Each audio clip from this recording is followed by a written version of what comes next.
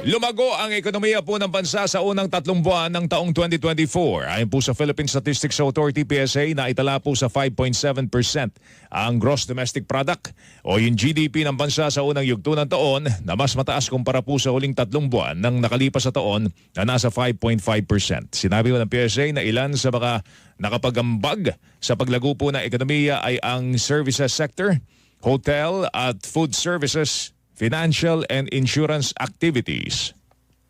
Ang services ay nagtala ng may pinakamataas na kontribusyon na may 4.2 percentage points. Ang accommodation and food service activities ay nagtala ng may pinakamataas na paglago na nasa 13.9% sa unang quarter ng taong 2024. Ito ay sinundan ng financial and insurance activities na tumaas ng 10%. Tinig po ni Undersecretary Claire Dennis Mapa, National